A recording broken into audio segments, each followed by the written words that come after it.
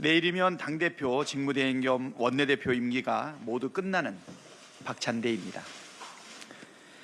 제가 2024년 5월 3일 제1기 원내대표에 당선됐으니 벌써 1년하고도 한 달이 넘게 지났습니다.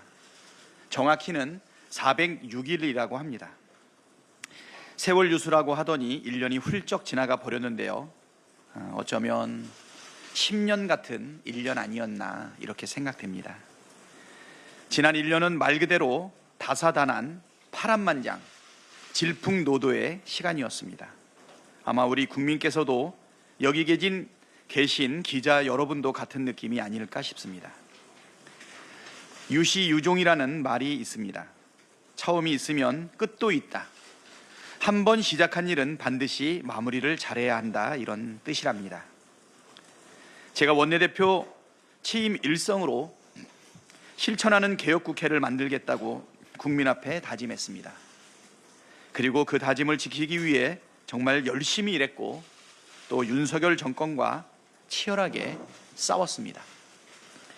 그 덕분인지 주권자 국민이 주인인 나라, 진짜 대한민국이 열렸는데요. 이 정도면 제가 민주당 1기 원내대표로서 참 보람이 있었다, 유종의 미를 거뒀다, 이렇게 자부심을 가져도 되지 않을까 자평해 봅니다. 제가 오늘까지 원내대표로 일한 기간이 1년 1개월 그리고 10일입니다.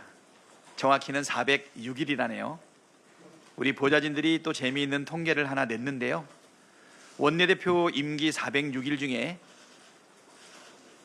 인천에 있는 집에 간 날이 37일이고 국회 경내에서 숙직하거나 인근에서 비상 대기한 날이 369일이나 된다고 합니다. 지난 초선 재선 때 8년간은 한 1시간 정도면 통근이 가능한 거리인데요. 이번에는 원내대표를 수행을 하면서 정말 집에를 많이 못 간 것 같습니다. 가끔씩 지역구에 가게 되면 고향이 온 것 같은 그런 느낌이 좀 많이 듭니다. 그래서 국회에서 박찬대, 오늘도 국회에서 잔대라는 소문이 지금 돌고 있고요. 점을 뺐다는 소문이 지금 많이 돌고 있습니다. 제가 작년에 원내대표가 되자마자 전반기 원구성 협상을 시작했습니다. 당연히 제21대 총선 결과를 반영한 원구성 원칙을 대원칙으로 세웠습니다. 헌정사상 최초의 제1야당의 단독 과반 의석이라는 총선 민심은 윤석열 정권 오만과 독선의 국정기조를 전면 전환하라는 것이었습니다. 원내 지도부는 주권자 국민의 뜻을 받드는 책임국회를 만들자는 기조 아래 민주당이 법사위와 운영위를 맡음으로써 행정부 견제의 역할을 강력하게 수행하겠다는 의지를 관철해냈습니다. 특히 법사위 그리고 과방위, 예결위 위원장 간사 그리고 구성에 정말 심혈을 기울였는데요. 어제 국회의장께서 대한민국 국회의정 대상을 수여하는데 요 세 상임위를 최우수 상임위로 딱 지정하는 것을 보고서 정말 잘 구성하고 심혈을 기울인 결과가 의정 대상으로 나타난 것 아닌가 이렇게 생각합니다. 당시 원내 지도부는 국회 권능 회복, 주권자 국민의 효능감을 주는 국회, 일하는 국회라는 운영 원칙을 세웠습니다. 법이 정한 국회의 권한을 최대한 활용했고 입법 청문회 등을 통해 정권의 부당 위법한 행태의 실상을 국민께 소상하게 알렸습니다. 지난 1년간 민주당은 상임위 전체회의 335회, 각종 입법 현안 청문회와 공청회 36회, 현안질의 61회를 열었습니다. 실천하는 개혁국회, 행동하는 민주당에 걸맞게 정말 부지런히 달려왔습니다.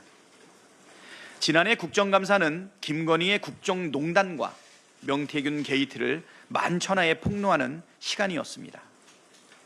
주가 조작과 대선, 경선, 여론 조작, 양평고속도로 이권 개입, 용산 대통령실과 한남동 관조공사 불법 특혜 등이 드러났고 대통령의 공천 개입 발언 육성이 담긴 녹취록을 국정감사가 끝나는 무렵 운영이 열리기 직전에 우리 원내대표부가 직접 국민 앞에 공개하기도 했습니다.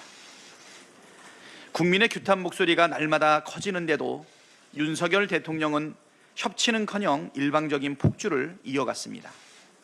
대화와 타협을 통한 문제 해결이 불가능한 상황에서 헌법이 보장한 입법부의 권한인 탄핵 소추권을 행정부에 대한 견제 수단으로 쓸 수밖에 없었다는 결론을 내렸습니다.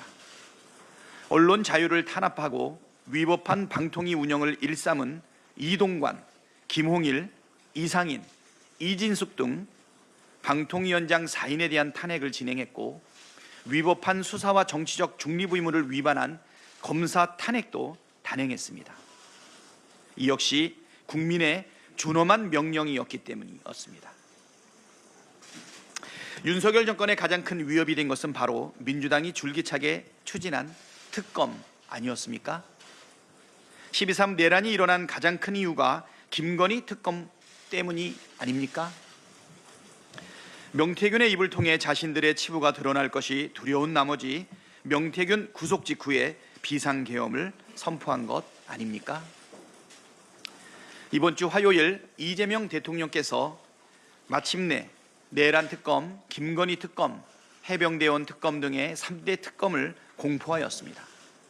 작년부터 이어져 온 기나긴 투쟁의 성과를 마침내 거두었다고 생각합니다. 한편 국회 본연의 기능인 예산 심사 기능을 회복한 것도 국회 선